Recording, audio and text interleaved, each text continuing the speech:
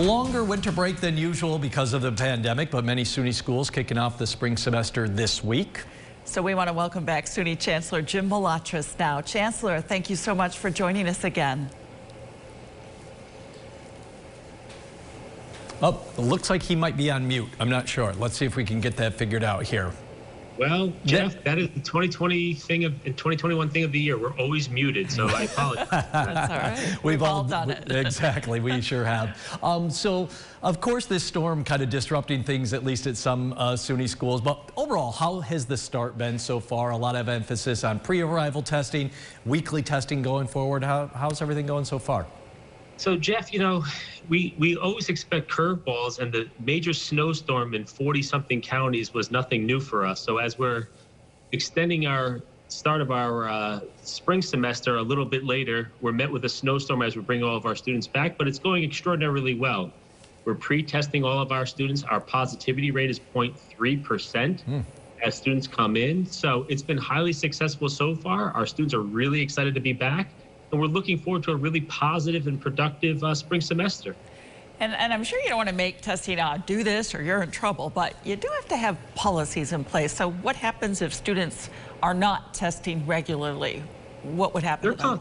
Yeah, there are consequences. So if you don't get tested every week, we mandate every student, faculty, and staff on campus get tested every week. There are consequences. You could be suspended for that. You could be expelled from school for violating the policies. But overall, what we're finding is, as chancellor, I can put all the rules in place that we want.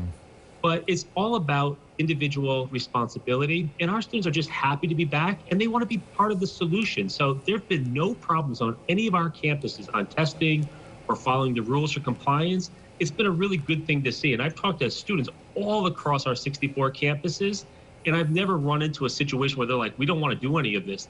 They're actually the opposite. They want all the protocols in place so they can safely be back on campus, learning, and doing all the things they want to be enjoying on campus. So it's been a great thing to see all across the state.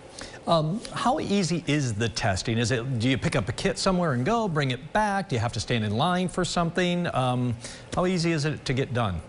It's really easy. Our campuses have come up with really great systems. They have scheduled times where you come in. They have set up like the their athletic centers where they can do it, or their auditoriums and other places. You have scheduled times. You come in, you check your student ID, you grab a test. It's 30 seconds. You hand back your test and you leave.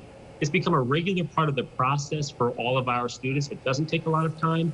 And I think it's time well spent. I mean, I've run into students. I've now traveled all across the state. I've been traveling across the state as we're opening up our campuses. And they're happy to do this because they know then that they're helping mitigate the spread on their campuses. So it's a really easy process, a simple process. They do most of it themselves. And, you know, it's been something that our students have been willing to do. Our faculty have been willing to do, and our staff have been willing to do. Well, let's get into some exciting news. SUNY Upstate Medical helping to build a testing lab for its saliva test at the University of Buffalo. How much is this going to help the whole SUNY system? Frank Middleton from SUNY Upstate, I call him Saint Frank. I mean, he has done phenomenal work. Just think about this. This is the best of SUNY. Collaborating together. Upstate wanted to build more capacity. The University of Buffalo in Western New York said, we'll offer you the lab space.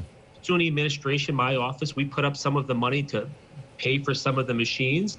We're going to be able to basically double our capacity every week. We can now perform, starting in March, 350,000 tests a week. We're going to help our students. And now what we want to do is we want to reach out more into our communities. Let's help other school districts in K through 12. Let's help other not-for-profits. Let's keep mitigating the spread in the rest of the community. So this is a big story. This is big news for us because it's not just about helping our students stay on campus. It's about helping the broader community. That was a great event that we did on Sunday. Last time we talked to you, Jim, you told us about how SUNYAC was coming up with a plan to try to play spring sports. Any update? What's the latest there? It's coming along well. I've actually had the occasion to talk to many of our student athletes. I was just at Buffalo State on Sunday. I talked to some of their softball team. I've been talking to other teammates. I think what we're trying to work out now is the schedule. When do we start? And the travel arrangements. We're trying to minimize overnights and things like that. So I think it's coming along quite well.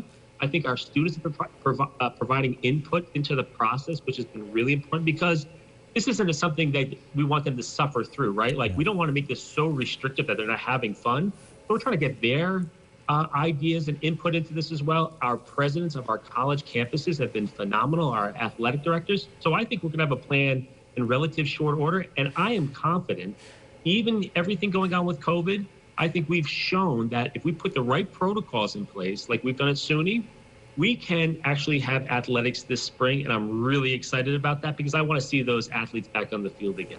All right, you let us know if that happens, okay? You promise? Absolutely. You'll be the first to know. All right. All right. One more question. So much talk about variants now worrying everybody. Could that possibly end up, ruining everything that you've planned for in the fall? How much concern is there about that? I have many sleepless nights. I mean, there's one thing as chancellor with this virus, you don't really sleep much because you're worried about everything. The good thing is that we're testing every student, every faculty member, every staff on campus every week. So we have a good sense of what's going on our campuses. What we have with the upstate medical test is they can actually capture and test for the variant, whether it's the UK strain or other variants. So we're confident that we're picking all of that up. And if those problems emerge on our campuses, we'll deal with those problems. What we're finding, though, is with all the testing that we're doing, we're now close to nearly 800,000 tests on SUNY campuses since the beginning of September. Our positivity rate is 0.5% that we can test and we can manage. So if we see a problem emerging on some of our campuses, we'll deal with that. But I think right now we're pretty confident that our students are following the guidelines. Our faculty and staff have put together really good protocols and rules in place for the individual campuses, and that we'll have our students back on campus safely, and we'll deal with those problems as they emerge. But hopefully, knock on wood, there are not many.